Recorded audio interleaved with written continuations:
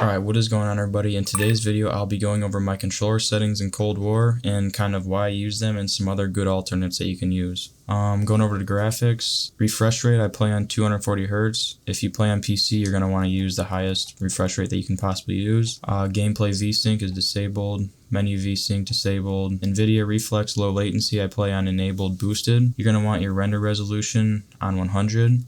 Display resolution on 1920 by 1080. I play on automatic aspect ratio. For colorblind modes, I use Tritanopia, and then these are the colors I use for me, my allies, my enemies, and my party. Field of view, I play on 105. Really anywhere between 90 and 105 is good, but if you start going over 105, it gets hard to see people and it's harder to hit your shots.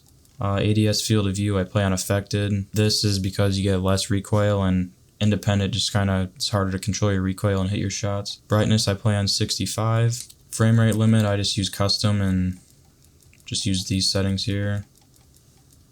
And these are my details and textures settings here. I'm just going to scroll through pretty quickly and you can copy them down if you want to.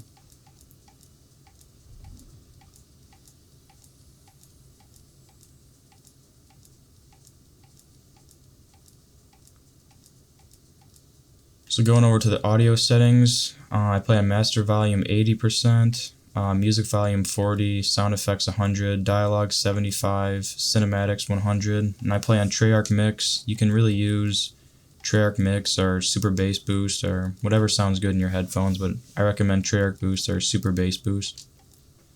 Hit marker sound effects, I use enabled because you want to hear if you're hitting someone. Interface, my subtitles I disable them because in this game they're kind of in the middle of the screen and they get annoying.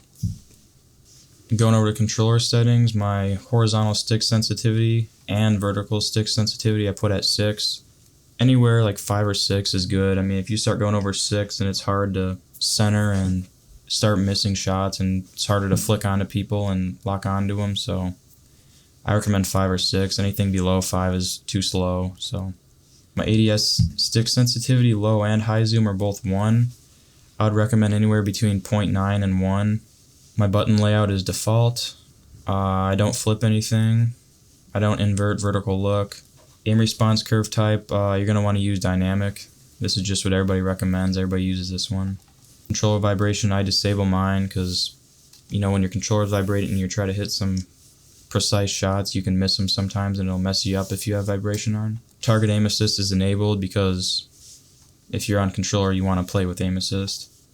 Target aim assist mode, I use standard. My ADS aim assist, I have that turned on because I want aim assist. Airborne mantle behavior is manual. Grounded mantle behavior is on press. Aim down sight behavior is hold. Steady aim behavior is hold. Armor behavior is apply 1. That really doesn't matter because this doesn't apply to Warzone. Attack vehicle control mode is aim based. My aim down sight behavior is hold, and then those don't really matter.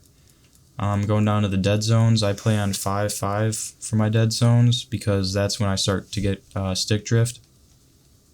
Auto move forward I have disabled. Auto sprint is disabled. Sprint behavior is toggle.